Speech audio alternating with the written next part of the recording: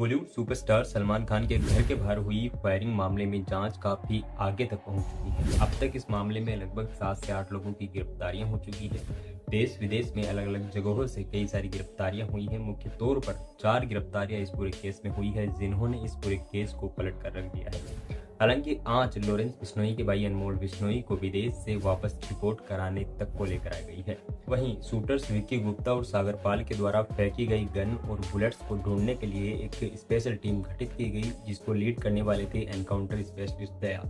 Encounter specialist दया की अगुवाई में ये टीम गठित की गई और इनको एक नदी से टोटल गिरफ्तार किया गया है। लगभग अब तक 40 उनके पास राउंड गोलियां बताई जा रही थी, जिनमें से 5 उन्होंने फायर कर दी थी और अभी ढूंढने पर मात्र और मात्र 17 राउंड गोलियां ही बरामद की गई है। बाकी की अभी भी पुलिस जांच में गायब हैं और पुलिस उन चीजों की जांच कर रही है।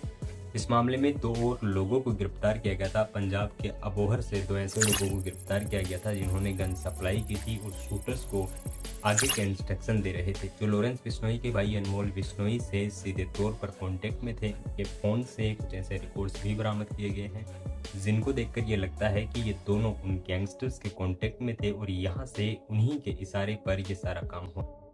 आपको बता दें कि पुलिस को गुमराह करने के लिए गैंगस्टर लॉरेंस बिश्नोई के इन गुर्गों ने रास्ते में 3 बार कपड़े बदले थे, अपनी गन को भी फेंक दिया था, अपने फोन को भी फेंक दिया था और उसके बाद जब वारदात का समय था उस वक्त इन लोगों ने अपनी कैप भी लगा रखी। पिछले वीडियो में हमने आपको बताया था कि इस पूरे फायरिंग कांड होने से 3 घंटे पहले एक पोस्ट जिम्मेदारी लेते हुए वायरल हो चुकी थी। 3 घंटे बाद जब ये पूरा घटनाक्रम हुआ उसके बाद से वो पोस्ट वायरल हो रही थी, लेकिन उसको पोस्ट करने की जो उसका आईपी एड्रेस था वो पुर्तगाल से था। पुलिस ने ये बताया है कि ये पूरा फायरिंग कांड होने के 3 घंटे पहले उस पोस्ट को अनमोल बिश्नोई के नाम से अपलोड कर दिया गया था। इस मामले में सोनू चंदर और अनुज थापन नाम के 2 आरोपियों को पंजाब के अबोहर से गिरफ्तार किया गया है।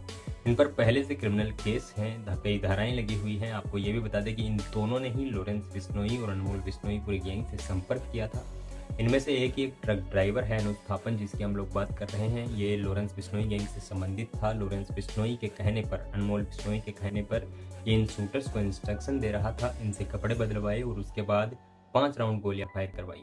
अब तक इस पूरे मामले में लगभग 7 से ज्यादा लोगों की गिरफ्तारी हो चुकी है, जिनमें विक्की गुप्ता और सागर पाल हैं और अनुज थापर और सोनू चंदर नाम के ये 4 लोग जो हैं ये मुख्य तौर पर इस मामले में गिरफ्तार हुए हैं। वहीं इनके पक्ष के वकील ने साफ तौर पर यह भी कहा कि कोर्ट में जब इस चीज़ की बहस चल रही थी उस वक्त इन्होंने साफ तौर पर यह कहा कि इनके मोबाइल से किसी भी तरह का ऐसा रिकॉर्ड नहीं मिला है और जो सिम थी वो भी सोनू चंदर और जो अनुज थापन है उसके नाम से नहीं मिली है। लेकिन उसके बाद भी पुलिस ने मुंबई के खिलाफ कोर्ट से लगभग इन लोगों के पूरे राज उगलवाने के लिए 10 दिन की पुलिस हिरासत मांगी थी, रिमांड मांगा था, लेकिन खिलाफ कोर्ट ने मात्र 5 दिन का रिमांड बख्शा है। 5 दिन के रिमांड पर इन लोगों से लगभग 30 अप्रैल तक का इन लोगों को रिमांड दिया गया है। अब देखना यह है कि 30 अप्रैल तक लॉरेंस बिश्नोई के इन दोनों गुर्गों से जिन्होंने इनको हथियार सप्लाई किया था उनसे क्या बड़ी अपडेट निकल कर सामने आती है।